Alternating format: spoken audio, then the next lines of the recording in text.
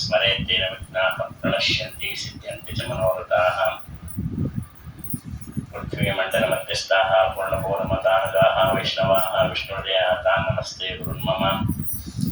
विद्या सिद्धान्ततत्त्वं सर्वशिक्षणाजयचित्ताख्यतरणेर्वासतां नवदम्बरे अञ्जनासोनु सान्निध्याद्विजयेन विधाजितविडम्बजेनं विजयत्वं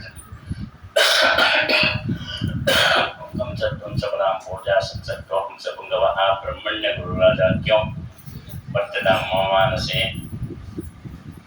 तं वन्दे नरसिंहतीर्थं श्रीव्यासराजपुरुषं ध्यायन्तं मनसा ब्रह्मचरणं श्रीपादराजं गुरुम् आर्तिकल्पितकल्पोऽयं प्रकृतिरचकेसरी व्यासतीर्थगुरुपूयादस्मदिष्टार्थसिद्धे भक्तानां मानसां भोजावानवे कामधेनवे नमतां कल्पतरुवे दैत्यगुरुवे नमः।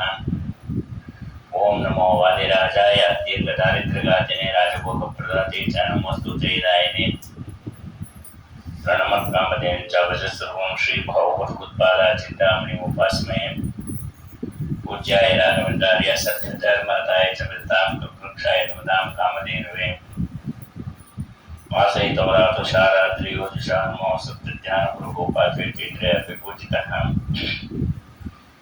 सत्याभिघ्नग्रामजोद्धात् पञ्चाशद्दशभोजकान् सत्यप्रमोदितार्यान् नौमि न्यायसुधारतान् सुधासेवा समद्भूतं सुविद्वन्मण्वातं ताम्रपर्णिगुरुन् वन्दे सुविद्याबोधकं मम।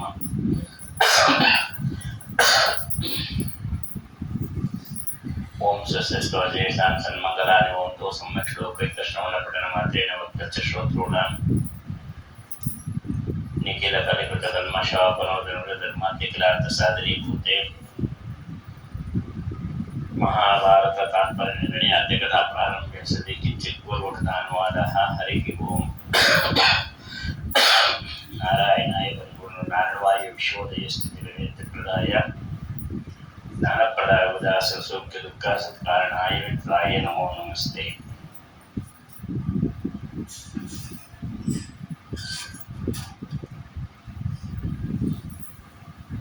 ಭಾಗವತದಲ್ಲಿ ಶ್ರೀಕೃಷ್ಣ ಪರಮಾತ್ಮನ ಚರಿತ್ರೆಯನ್ನ ಹೇಳು ಅಂತೇಳಿ ಪರೀಕ್ಷಿತ್ ರಾಜ ಶುಕಮಣಿಗಳನ್ನು ಕೇಳಿದ್ದಾನೆ.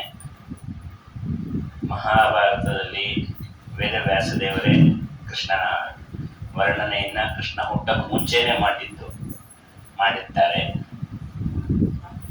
ಇನ್ನು ಮಹಾಭಾರತ ತಾತ್ಪರ್ಯ ನಿರ್ಣಯದಲ್ಲಿ ಕೃಷ್ಣನ ಕಥೆಯನ್ನ ಕೇಳೋದ್ರಿಂದ ಮೊದಲು ನಮ್ಗೇನು ಉಪಯೋಗ ಅಂತ ಹೇಳ್ತೀವಿ. ವಾಸುದೇವ ಕಥಾ ಕೃಷ್ಣ ಪುರುಷ ಸ್ತ್ರೀ ಪುನಾತಿಭಿ ವಕ್ತಾರಂ ಪೃಚ್ಛಕಂ ಶ್ರೋತೃಂ. ಈ ವಾಸುದೇವ ಕಥಾ ಕೃಷ್ಣನ ಕಥೆಯನ್ನ ಯಾರು ಕೇಳ್ತಾರೆ, ಪುರುಷ ಸ್ತ್ರೀ ಪುನಾತಿಭಿ, ಪುರುಷರು ಸ್ತ್ರೀಯರು ಅಬಾಲ ವೃದ್ಧರಾಗಿ ಯಾರ್ಯಾರು ಕೇಳ್ತಾರೆ, ಮತ್ತು ಪೃಚ್ಛಕ ಯಾರು ಹೇಳು ಅಂತ ಹೇಳ್ತಾರೆ ಮತ್ತು ಯಾರು ಹೇಳ್ತಾರೆ, ಮೂರು ಜನ ಇಲ್ಲಿ ಕೇಳೋರು, ಹೇಳೋರು, ಹೇಳಿಸೋರು, ಇವರು ಮೂರು ಜನನು ಉದ್ಧಾರ ಆಗ್ತಾರೆ ಅಂತ ಹೇಳಿದ್ದಾರೆ. ಯಾಕೆಂದ್ರೆ ಇದರೊಳಗೆ ಮೊದಲನೇದು ಯಾರು ಈ ಕೃಷ್ಣನ ಕಥೆಯನ್ನ ಹೇಳಿ ಅಂತ ಹೇಳಿಸ್ತಾರಲ್ಲ ಅವರು ಮೊದಲು ಪವಿತ್ರರಾಗ್ತಾರೆ. ವಾಯುದೇವರ ಅನುಗ್ರಹ ಇದ್ರೆ ಮಾತ್ರ ಅವರು ಕೇಳಲಿಕ್ಕೆ ಸಾಧ್ಯ ನಮಗೆ ಕೃಷ್ಣನ ಕಥೆಯನ್ನ ಹೇಳು ಅಂತ. ವಾಯುದೇವರ ಹೆಸರೇ ಪವಿತ್ರ ಅಂತ. ಹಾಗಾಗಿ ಮೊದಲು ಅವರು ಪವಿತ್ರರಾಗ್ತಾರೆ. ಅವರು ಪವಿತ್ರರಾದ ನಂತರದಲ್ಲಿ ಅವರು ಕೇಳಲಿಕ್ಕೆ ಸಾಧ್ಯ. ಹಾಗಾಗಿ ಅವರು ಕೇಳ್ತಾರೆ ಅಂತ ಹೇಳಿದ್ದಾರೆ. ಶ್ರೀಮದ್ ಆಚಾರ್ಯರು ಮಹಾಭಾರತ ತಾತ್ಪರ್ಯದಲ್ಲಿ ಹೇಳಬೇಕಾದ್ರೆ ಅಂತಹ ಕೃಷ್ಣನ ಕಥೆಯನ್ನ ಹೇಳುವ ಭಾಗ್ಯ ನನಗೆ ಬಂದಿದೆ, ಅದೇ ನನ್ನ ಪುಣ್ಯ ಅಂತ ಆಚಾರ್ಯರು ಹೇಳ್ತಾರೆ. ಇನ್ನ ನಾವೆಲ್ಲ ಏನ್ ಅನ್ಕೊಡ್ಬೇಕು ನೀವೇ ನೋಡ್ರಿ. ಆಚಾರ್ಯರಿಗೆ ಹಂಗೆ ಅನಿಸ್ಬೇಕಾದ್ರೆ ದ್ವಾಪರ ಯುಗದ ಕೊನೆಯಲ್ಲಿ ಭೂಲೋಕದಲ್ಲಿ ಎಲ್ಲ ರಾಕ್ಷಸರು ರಾಜರಾಗಿ ಹುಟ್ಟಿದ್ದಾರೆ. ಆ ರಾಕ್ಷಸರೆಲ್ಲ ರಾಮನಿಂದ ಹತರಾದವರು. ಭೂಮಿಯಲ್ಲಿ ಒಂದೊಂದು ಭಾಗದಲ್ಲಿ ಒಬ್ಬೊಬ್ಬರು ರಾಜರಾಗಿ ಬಂದಿದ್ದಾರೆ. ಭೋಜವಂಶದಲ್ಲಿ ಕಾಲನೇಮಿ ಅವನೇ ಕಂಸನಾಗಿ ಬಂದಿದ್ದ. ಮಾಡಿದ್ದಾನೆ. ಮಗಧ ದೇಶದಲ್ಲಿ ಜರಾಸಂಧ, ಅವನು ವಿಪ್ರಚಿತ್ತಿಯಾಗಿದ್ದವನು. ಹಸ್ತಿನಾವತಿಯಲ್ಲಿ ಕೌರವರು ಹುಟ್ಟಿದ್ದಾರೆ. ಚೀನಿ ದೇಶದಲ್ಲಿ ಧಮಘೋಷ, ಕುರು ದೇಶದಲ್ಲಿ ದಂತವಕ್ರ, ಬಾಣಾಸುರ, ಇಡೀ ಭೂಮಂಡಲವನ್ನ ರಾಕ್ಷಸರೆಲ್ಲ ಆಕ್ರಮಿಸಿದ್ದಾರೆ. ಯಾಕೆ ಅಂತಂದ್ರೆ ಇಡೀ ಭೂಮಂಡಲದಲ್ಲಿ ಮೊದಲು ಧರ್ಮ ನಾಶ ಮಾಡಬೇಕು ಅಂತ ತೀರ್ಮಾನ ಮಾಡಿದ್ದಾರೆ. ಅಂತ ರಾಕ್ಷಸರು ಸೇರಿರುವಾಗ ಭೂದೇವಿಗೆ ಭಾರ ಆಯಿತು. ಪರಮಾತ್ಮ ಅಲ್ಲಿ ಹೋಗಿ ಪ್ರಾರ್ಥನೆಯನ್ನು ಮಾಡ್ತಾಳೆ. ಆಗ ಬ್ರಹ್ಮಾದಿ ದೇವತೆಗಳೆಲ್ಲರೂ ಜೊತೆಯಲ್ಲಿ ಇದ್ರು.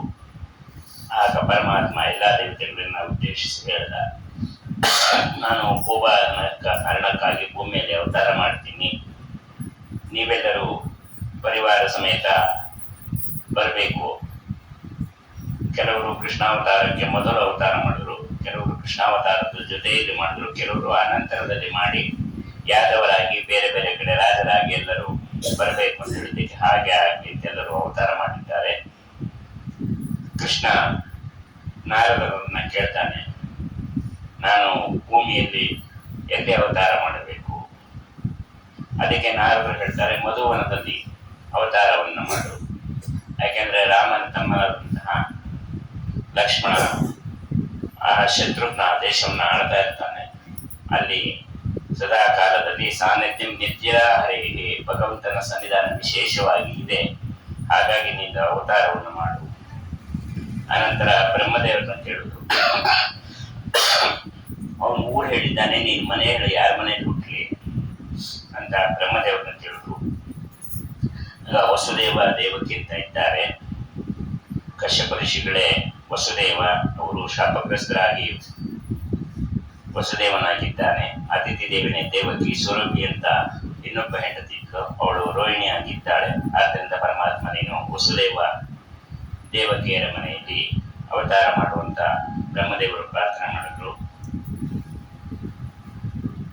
ಆಗ ಪರಮಾತ್ಮ ಅಲ್ಲಿ ಅವತಾರವನ್ನು ಮಾಡಿದ್ದಾನೆ. ಇದರ ಸಂಪೂರ್ಣ ಸಂದೇಶವನ್ನ ತ್ರಿವಿಕ್ರಮಾಚಾರ್ಯರು ಮಣಿಮಂಜರಲ್ಲಿ ಹೇಳಬೇಕಾದ್ರೆ, ಲೀಲಾವೇ ಭಾವಗರ್ಭಾಭಿಹಿ ಜನಮಾನಂದೇ ಬಹು. ಭಗವಂತನ ಅವತಾರ ಅಂದ್ರೆ ಹಾಗಿದೆ, ಎಲ್ಲರಿಗೂ ಆನಂದ ಆಗುತ್ತೆ. ಸಮಸ್ತರಿಗೂ, ಜನಸಾಮಾನ್ಯರಿಗೆ, ದೇವತೆಗಳಿಗೆ, ಹಸುರರಿಗೆ ಮಾತ್ರ ದುಃಖ ಆಗೋದು. ಹಾಗಾಗಿ ಪರ್ಸೆಂಟೇಜ್ ತಗೊಂಡಾಗ ದೇವತೆಗಳು ಮತ್ತು ಜನಸಾಮಾನ್ಯರು ಆದ್ರಿಂದ, ಮನುಷ್ಯರು ಆದ್ರಿಂದ ಆನಂದ ಹೆಚ್ಚಾಗುತ್ತೆ ಅಂತ ಹೇಳಿದ್ದಾರೆ. ಕೃಷ್ಣ ಮಧುರಾಪಟ್ಟಣದಲ್ಲಿ ಅವತಾರ ಮಾಡಿದ ಅಂತಂದ್ರೆ, ನಮ್ಮ ಶರೀರದಲ್ಲಿ ಭಗವಂತನ ಅವತಾರ ಮಾಡಬೇಕು. ನಮ್ಮ ಶರೀರವನ್ನು ಹೇಗೆ ಇಟ್ಕೊಳ್ಬೇಕು ಅಂದ್ರೆ ಮಧುರಾಪಟ್ಟಣದಂತೆ ಸ್ವಚ್ಛವಾಗಿ ಇಟ್ಕೊಳ್ಬೇಕು. ಯಾಕೆ ಅಂತಂದ್ರೆ ಭಗವಂತ ಎಲ್ಲದರಲ್ಲಿ ಹಿಂಗಂದ್ರಂಗೆ ಬರೋನಲ್ಲ. ನಮ್ಮ ದೇಹದಲ್ಲಿ ಕಂಸ ಇದ್ದಾನೆ, ಜಾತ ಕಂಸವದಾರ್ಥಾಯ. ಆ ಕಂಸನನ್ನ ಸಂಹಾರ ಮಾಡಲಿಕ್ಕೆ ಬರಬೇಕು. ಯಾಕೆಂದ್ರೆ ಕಂಸ ಕಾಲನೇಮಿ, ಅವನೇ ಮನಸ್ತತ್ವಕ್ಕೆ ಅಭಿಮಾನಿ ಅಸುರ. ಮಹಾರುದ್ರ ದೇವರು ಹೌದು, ಮನಸ್ಸು ಕೊಡೋ ಹರಿಯಲ್ಲಿ ಶಂಭು ಅಂತ ಕೇಳ್ತೀವಿ, ಹೌದು. ಆದರೆ ರುದ್ರದೇವರು ಮನಸ್ಸನ್ನು ನೆಲೆಸಿದ್ದಾರೆ ಅಂದ್ರೆ ಭಗವಂತನ ಕಡೆ ಇನ್ನೂ ಹೆಚ್ಚು ಹೆಚ್ಚು ನಮ್ಮ ಮನಸ್ಸು ಹೋಗುವಂತೆ ಮಾಡ್ತಾರೆ. ಆ ಕಡೆ ನಮ್ಮ ಮನಸ್ಸು ಹೋಗ್ತಾ ಇಲ್ಲ, ಮನಸ್ಸು ಬೇರೆ ಎಲ್ಲೆಲ್ಲೋ ಹೋಗ್ತಾ ಇದೆ ಅಂದಾಗ ಆಗ ಕಾಲನೇಮಿ ನಿಂತು ಆ ಮನಸ್ಸಿನಲ್ಲಿ ಪ್ರೇರಣೆ ಮಾಡ್ತಾ ಇದ್ದಾನೆ ಅಂತ. ಅವನೇ ಈಗ ಕಂಸನಾಗಿ ಹುಟ್ಟಿದ್ದಾನೆ. ನಿಷಿದ್ಧವಾದ ಕಾಮನೆಗಳು, ದುಷ್ಟ ಬಯಕೆಗಳು, ಕೆಟ್ಟ ಕೆಟ್ಟ ವಿಚಾರಗಳು ಮನಸ್ಸಿನ ಸುಳಿತು ಅಂತಂದ್ರೆ ಆಗ ನಮ್ಮ ಮನಸ್ಸಿನಲ್ಲಿ ಕಂಸ ಇದ್ದಾನೆ ಅಂತ ತಿಳ್ಕೊಳ್ಬೇಕು. ಕಾಲಿನ ಅಭಿಮಾನಿ ಜಯಂತ, ಪುರಾಣ ಪುಣ್ಯಕಥೆಗಳಿಗೆ ಇಂಥ ಕಡೆಗೆಲ್ಲ ಹೋಗ್ತೀವಿ ಅಂತಂದ್ರೆ, ಪಾಠ ಪ್ರವಚನ ಸತ್ಕಾರ್ಯಗಳಿಗೆ ಹೋಗ್ತೀವಿ ಅಂದ್ರೆ ಜಯಂತ ಇದ್ದಾನೆ. ಅಕಸ್ಮಾತ್ ಕಾಲು ಹೋಗಬಾರದ ಜಾಗಕ್ಕೆ ಹೋಗತ್ತೆ ಅಂತ ಆದ್ರೆ ಆಗ ಅಲ್ಲಿ ತೃಣಾವರ್ತ ಇರ್ತಾನೆ ಅಂತ ಹೇಳಿದ್ದಾರೆ. ಈ ತೃಣಾವರ್ತ ಯಾರು ಅಂದ್ರೆ ಕಂಸನ ನೃತ್ಯ. ಹರಿಮಂತ್ರ ಮಾರ್ಜನ, ದೇವತಾ ಉಪಕರಣಗಳ ಮಾರ್ಜನೆ, ಅಭಿಷೇಕ, ಮಂಗಳಾರತಿ ಇವೆಲ್ಲ ಮಾಡ್ತಾ ಇದೆ ಅಂತಂದ್ರೆ ಕೈಯಲ್ಲಿ ವಾಣ್ಯಾತ್ಮನೆ ದಕ್ಷಾಯ ನಮಃ ಇಂದ್ರಾಯ ನಮಃ. ಇಂದ್ರದೇವರು ಮತ್ತು ದಕ್ಷ ಪ್ರಜಾಪತಿ ಇದ್ದಾನೆ. ಅಂತ ಅಂದ್ಕೊಳ್ಬೇಕು. ಇದು ಮಾಡಬಾರದ ಕೆಲಸ ಮಾಡ್ತು ಅಂತಂದ್ರೆ ಕೈಯಲ್ಲಿ ದೇಹಕಾಸುರ ಆವಿಷ್ಟನಾಗಿದ್ದಾನೆ ಅಂತ ಅರ್ಥ.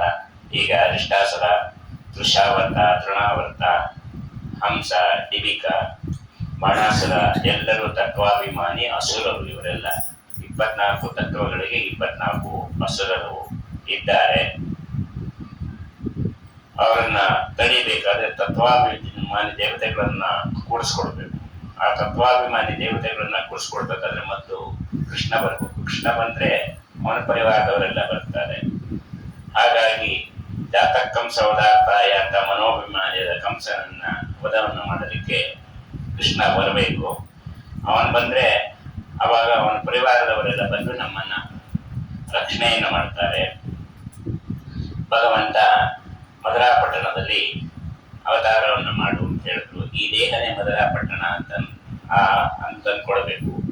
ಇಲ್ಲಿ ಭಗವಂತರ ಅವತಾರ ಮಾಡಬೇಕು ಅಂತಂದ್ರೆ ಹೇಗೆ ನೋಡ್ಬೇಕು, ಒಂದು ದೇವರ ಫೋಟೋ ಇಡೋದಿಕ್ಕೆ ರಂಗೋಲಿ ಎಲ್ಲ ಹಾಕಿ ಎಲ್ಲ ಸ್ವಚ್ಛ ಮಾಡಿ ಎಲ್ಲ ಇಟ್ಟಿದ್ದಾರೆ. ಹಾಗೆ ನಾವು ಪ್ರತಿನಿತ್ಯ ಸ್ನಾನವನ್ನು ಮಾಡಿ ರಂಗೋಲಿ ಅಂತಂದ್ರೆ ಪೂರ್ವ ಮುಂತಾದಿಗಳನ್ನು ಹಚ್ಕೊಂಡು ಅವರವರ ಧರ್ಮದಲ್ಲಿ ಏನೇನು ಹೇಳಿದ್ದಾರೆ ಆ ರೀತಿ ತಿಲಕಗಳನ್ನ ಧಾರಣೆಯನ್ನು ಮಾಡಿಕೊಂಡು ಶುದ್ಧ ಮನಸ್ಸಿನಿಂದ ಇದ್ದರೆ ಭಗವಂತ ಒಂದು ದೇವರ ಪೆಟ್ಟಿಗೆ ಇಟ್ಟು ಆಮೇಲೆ ಮಂಗಳಾರತಿ ಮಾಡ್ತೀವಿ. ಹಾಗೆ ಭಗವಂತ ಬರಬೇಕು ಅಂತ ನಾವು ಹೆಂಗಿಂಗೋ ಏನೇನೋ ತಿನ್ಕೊಂಡು ಹೆಂಗಿಂಗೋ ಇದ್ರೆ ಹೇಳಿ ಬರ್ತಾನೆ ಭಗವಂತ. ಹೌದೌದು, ಬರೋದ ನಾವೇ ಏನು ಬೇಡ, ನಾವು ಓಡಾಡೋ ರಸ್ತೆ ಬಿಟ್ಟು ಸ್ವಲ್ಪ ರಸ್ತೆ ಸರಿ ಇಲ್ಲ ಅಥವಾ ಸ್ಲಮ್ ಇದೆ ಅಂತಂದ್ರೆ ನಾವು ಹೋಗ್ತೀವಿ ಆ ಕಡೆಗೆ. ದೂರ ಆದ್ರೂ ಪರವಾಗಿ ಬಸ್ ತಗೊಂಡು ನೋಡಪ್ಪ, ವಾಸನೆ ತಡೆಯಕ್ಕಾಗಲ್ಲ. ಹಾಗಾಗಿ ನಮ್ಮ ದೇಹದಲ್ಲಿ ಎಷ್ಟು ಕೊಳಗಿದೆ ಅಂತಂದ್ರೆ ದೇವೇಂದ್ರ ತೀರ್ಥರು ಹೇಳೋರು, ವೈತರಣಿ ನದಿ ಎಲ್ಲೂ ಇಲ್ವೋ ನಿಮ್ ಹೊಟ್ಟೆ ಒಳಗೆ ಇದೆ, ನಿಮ್ಗೆ ಕಾಣಿಸಲ್ಲ, ಅದಕ್ಕೆ ಧೈರ್ಯವಾಗಿದ್ದೀರ ನೀವು. ಆ ವೈತರಣಿ ನದಿಗಿಂತ ಕೊಳಕು ನಿಮ್ ಹೊಟ್ಟೆ ಅಂತ ಅನ್ನೋರವರು. ಹಾಗೆ ಅಷ್ಟು ಕೊಳಕಿದೆ ನಮ್ಮೊಳಗೆ. ಭಗವಂತ ಮೇಲೆ ಚರ್ಮ ಕೊಟ್ಟಿದ್ದಾನೆ, ಬಚಾವಾಗಿದ್ದೀವಿ. ಅಕಸ್ಮಾತ್ ಭಗವಂತ ಒಳಗ್ ನೀವು ಕ್ಲೀನ್ ಮಾಡ್ಕೊಳ್ಳಿ, ಹೊರಗೆ ನಾನು ಮಾಡ್ತೀನಿ ಅಂತ ನಾವು ಈ ಜನ್ಮದಲ್ಲಿ ಒಂದೇ ಒಂದ್ ದಿವಸನ ಶುದ್ಧ ಮಾಡ್ಕೊಳಕ್ ಆಗ್ತೀವಿ. ತಲೆ ಮೇಲೆ ನೀರು ಬಿತ್ತು ತಕ್ಷಣ ಸಹಸ್ರ ಶೀರ್ಷ ಪುರುಷ ಶುರು ಮಾಡ್ತೀವಿ. ಇಲ್ಲೇ ಹೋಗಿದ್ರೆ ಏನ್ ಮಾಡ್ಬೇಕಾಗಿತ್ತು? ಭಗವಂತ ಒಪ್ಕೊಂಡ ನಾವು ಶುದ್ಧಿ ಆಗ್ತಾ ಇದ್ವಿ.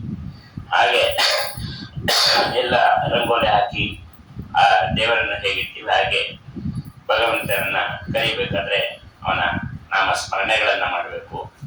ಭಗವದುಚಿತಂ ದೇವ ತಸ್ಯ ಅವಾಹಂ ದಾಸರಾಯರು, ಯತಿಗಳು ಅವರೆಲ್ಲ ಮಾಡಿರ್ತಕ್ಕಂಥ ದೇವತಾ ಸ್ತೋತ್ರಗಳನ್ನ ಪ್ರತಿನಿತ್ಯ ಪಾರಾಯಣವನ್ನು ಮಾಡಬೇಕು. ಇಲ್ಲಾಂದ್ರೆ ಯಾವುದೇ ಕಾರಣಕ್ಕೂ ಕೃಷ್ಣ ಬರೋದಿಲ್ಲ. ಅದಕ್ಕೆ ಮೊದಲು ದೇಹವನ್ನ ಮಧುರಾಪಟ್ಟಣ ಮಾಡ್ಕೊಳ್ಳಿ. ಸರಿ, ಕೃಷ್ಣ ಅವತಾರ ಮಾಡ್ತಾನೆ. ಕೃಷ್ಣ ಅವತಾರ ಮಾಡಿದ್ದೆಲ್ಲಿ ಅಂದ್ರೆ ವಸುದೇವ ದೇವಕಿಯ ಮಗನಾಗಿ. ಅಂದ್ರೆ ಏನಂತ, ದೇಹನ ಮಧುರಾಪಟ್ಟಣ ಆಯ್ತು, ನಾವು ವಸುದೇವ ದೇವಕಿ ಆದ್ವು ಅಂದ್ರೆ ಆಗಿಲ್ಲ. ವಸುದೇವ ಅಂತಂದ್ರೆ ಜ್ಞಾನಕ್ಕೆ ಅಭಿಮಾನಿ, ದೇವಕಿ ಭಕ್ತಿಗೆ ಅಭಿಮಾನಿ. ಜ್ಞಾನ ಮತ್ತು ಭಕ್ತಿ ಬರಬೇಕು. ಅದೆರಡು ಬಂದಾಗ ಭಗವಂತ ಅಲ್ಲಿ ಅವತಾರ ಮಾಡ್ಲಿಕ್ಕೆ ರೆಡಿ ಆಗ್ತಾನೆ, ಬರೋದಿಲ್ಲ, ಸಿದ್ಧನಾಗ್ತಾನೆ. ಆ ವಸುದೇವ ದೇವಕ್ಕೆ ಸಮಾಗಮ ಆದ ಕೂಡಲೇ ಕೃಷ್ಣ ಬನ್ನ ಅಂದ್ರೆ ಇಲ್ಲ. 6 ಜನ ಮಕ್ಕಳು ಬಂದ್ರು, ಆಮೇಲೆ 7ನೇನಾಗಿ ಬಲರಾಮ, 8ನೇವನು ಕೃಷ್ಣ. ಹಾಗಾದ್ರೆ ನಮ್ಮಲ್ಲೂ 6 ಜನ ಮಕ್ಕಳು ಹುಟ್ಟಬೇಕು. 6 ಮಕ್ಕಳನ್ನ ನಾವು ಕಂಸನಿಗೆ ಒಪ್ಪಿಸ್ಬೇಕು. ಅರಿಷಟ್ ವರ್ಗಗಳು, ಈ ಅರಿಷಟ್ ವರ್ಗಗಳನ್ನೆಲ್ಲ ಬಿಡ್ಬೇಕು. ಆಮೇಲೆ ಬಲರಾಮ ದೇವರ ಅವತಾರ. ಬಲರಾಮ ದೇವರ ಅವತಾರ ಅಂತಂದ್ರೆ ನಾರಾಯಣಂ ನಮಸ್ಕೃತ್ಯ ನರಂಚೈವ ನರೋತ್ತಮಂ ದೇವಿಂ ಸರಸ್ವತಿ ವ್ಯಾಸಂ ತಥೋ ಗ್ರಂಥ ಮುದಿಯಲ್ಲಿ ಏನ್ ಹೇಳಿದ್ದಾರೆ. ಇಲ್ಲಿ ನರ ಅಂತಂದ್ರೆ ಶೇಷದೇವರು. ಬಲರಾಮ ದೇವರಲ್ಲಿ ಶೇಷದೇವರ ಆವೇಶ. ಅಂತಹ ಅಂದ್ರೆ ಪ್ರತಿನಿತ್ಯ ಪುರಾಣ ಕೇಳಬೇಕು, ಪುಣ್ಯ ಕಥೆಗಳನ್ನ ಕೇಳಬೇಕು, ಪಾಠ ಪ್ರವಚನಗಳಿಗೆ ಹೋಗ್ಬೇಕು ಅಂತ ಅರ್ಥ. ಅಷ್ಟು ಮಾಡದೆ ಶೇಷದೇವರ ಅವತಾರ ಆದಾಗ ಆಮೇಲೆ ಕೃಷ್ಣ ತಾನಾಗೆ ಬರ್ತಾನೆ. ಕೃಷ್ಣ ಬಂದ್ರೆ ಏನಾಗತ್ತೆ ಅಂತಂದ್ರೆ, ಎಲ್ಲಿವರೆಗೆ ಬಂದು ಕೂತಿರ್ತಾನೋ ಅಲ್ಲಿವರೆಗೆ ಯಾರು ಏನ್ ಶಾಪ ಹಾಕ್ಲಿ, ಮಾಟ ಮಂತ್ರ ಮಾಡಿಸ್ಲಿ, ಏನ್ ಬೇಕಾದ್ರೂ ಮಾಡ್ಲಿ, ಇಂಥ ಕೆಟ್ಟ ದೃಷ್ಟಿ ಹಾಕ್ಲಿ, ನಮ್ಗೆ ಏನೇನೋ ಆಗೋದಿಲ್ಲ.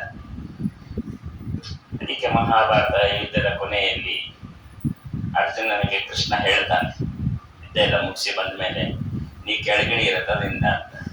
ಅರ್ಜುನ, ನಾನು ಹಿಡಿಯೋದಿಲ್ಲ, ನೀನ್ ಡ್ರೈವರು, ಇಳಿದ ಭಾಗತೆಗೆ ನಾನು ಇಳಿತೀನಿ, ನಾನು ಯಜಮಾನ ಅಂತ. ಹೌದಲ್ಲ? ಇಲ್ಲ, ನಾನು ಇಳಿಯೋದಿಲ್ಲ ಅಂತಂದ.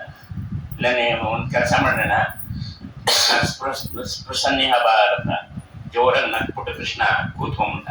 ನೀನು ಇಳಿಯೋವರೆಗೂ ನಾನು ಇಳಿಯೋದಿಲ್ಲ, ಎಷ್ಟೊತ್ತಾದ್ರೂ ಆಗ್ಲಿ. ಕೊನೆಗೆ ಅರ್ಜುನ ಏನ್ ಮಾಡ್ದ, ಮಹಾಭಾರತ ಯುದ್ಧದಲ್ಲಂತೂ ಗೆದ್ದಿದ್ದೀನಿ, ಕೃಷ್ಣನೇ ಸೋತ್ರ ಯಾರು ಗೊತ್ತಾಗುತ್ತೆ ಅಂತೇಳಿ ಅವನು ಇಳಿದ ನಂತರ ಕೃಷ್ಣ ಇಳಿದ ಕೂಡಲೇ ರಥ ಹತ್ತುವುದಿತ್ತು. ಹತ್ತುವುದಾಗ ಅವನು ಕೃಷ್ಣನ್ ಕೇಳ್ತಾನೆ, ಕೃಷ್ಣ ಏನ್ ಮಾಡ್ದಿ ಅಂತ. ನಾನೇನು ಮಾಡ್ಲಿಲ್ಲಪ್ಪ, 18 ದಿವಸ ಎಷ್ಟು ಯೋಧರು, ಕರ್ಣ, ಭೀಷ್ಮ, ದ್ರೋಣ ಎಲ್ಲರೂ ಎಂತೆಂಥ ಬಾಣಗಳನ್ನು ಬಿಟ್ಟಿದ್ರು, ಅವೆಲ್ಲ ನಾ ಇಳಿಯಲಿ ಅಂತ ಕಾಯ್ತಾ ಇತ್ತು. ನಾನು ಮತ್ತೆ ಇಳಿದಿದ್ರೆ ನಿನ್ ಗತಿ ಏನಾಗ್ತಾ ಇತ್ತು. ಹಾಗಾಗಿ ಅದನ್ನೇ ರಾಘವೇಂದ್ರ ಸ್ವಾಮಿಗಳು ಹೇಳ್ತಾರೆ, ನಮ್ಮ ದೇಹದಲ್ಲಿ ನೀವಿರೋವರೆಗೂ ಬೆಲೆ ಸ್ವಾಮಿ.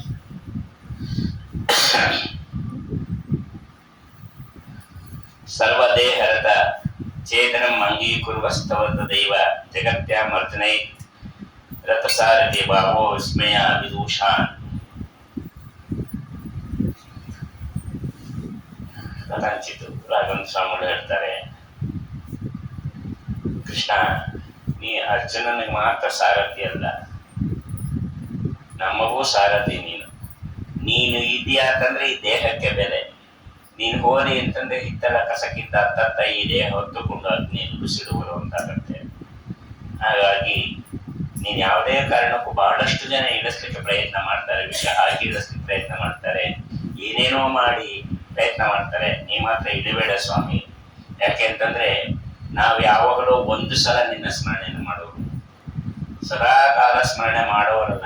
ನಮಗೆ ನೆನಪು ಬಂದಾಗ ದೇವರ ಸ್ಮರಣೆ ಮಾಡೋರು, ಅಥವಾ ನಮ್ಗೆ ಅವಶ್ಯಕತೆ ಇದ್ದಾಗ ಏನು ಒಳ್ಳೆ ಕೆಲಸ ಆಗ್ಬೇಕು, ನಿರ್ವಿಘ್ನವಾಗಿ ಆಗ್ಲಪ್ಪ, ಅದರಿಂದ ನಮ್ಗೆ ಒಳ್ಳೆ ಹೆಸರು ಬರುತ್ತೆ ಅಂದ್ರೆ ಅವಾಗ ಹೋಗಿ ದೇವ್ರ ನಮಸ್ಕಾರ ಹಾಕಿ ಬರೋರು ನಾವು. ಅಂಥದ್ರಲ್ಲಿ ನೀನು ಯಾರ್ಯಾರೋ ಹೊಟ್ಟೆ ತಿಚ್ಚಿಬಿಟ್ಟಿರ್ತಾರೆ, ಏನೇನೋ ದೃಷ್ಟಿ ಹಾಕಿರ್ತಾರೆ, ಬಾಯಿಗೆ ಬಂದಂಗೆಲ್ಲ ಮಾತಾಡಿರ್ತಾರೆ, ಏನೇನೋ ಮಾಟ ಮಂತ್ರ ಎಲ್ಲ ಮಾಡಿಸಿರ್ತಾರೆ. ಅದನ್ನೆಲ್ಲ ತಡೆಗಟ್ಟಬೇಕಾದ್ರೆ ಕೃಷ್ಣ ನೀನ್ ಈ ದೇಹದಲ್ಲಿ ಇರ್ಬೇಕು, ಇಲ್ಲ ಅಂತಂದ್ರೆ ನಮ್ಮ ಕೈಯಲ್ಲಿ ತಡ್ಕೊಳ್ಳೋ ಶಕ್ತಿ ಇಲ್ಲ ಅಂತ.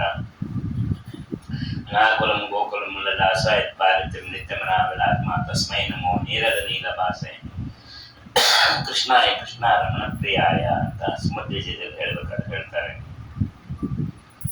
ಭಗವಂತ ವೇದಗಳ ಸಮೂಹ, ಕೊಲ್ಲ ಬಾಲಕರು ಅಂದ್ರೆ ವೇದಾಧ್ಯಯನ ಮಾಡತಕ್ಕಂಥ ಒಟ್ಟುಗಳು ಮತ್ತು ವೇದಾಧ್ಯಯನ ಮಾಡಿಸ್ತಕ್ಕಂಥವರು ಹಿರಿಯರು, ಅಧ್ಯಾಪಕರು, ಅವರೆಲ್ಲರೂ ಇರತಕ್ಕಂಥ ನಂದಗೋಕುಲವನ್ನು ಉದ್ಧಾರ ಮಾಡಬೇಕು ಅಂತ ಬಂದ.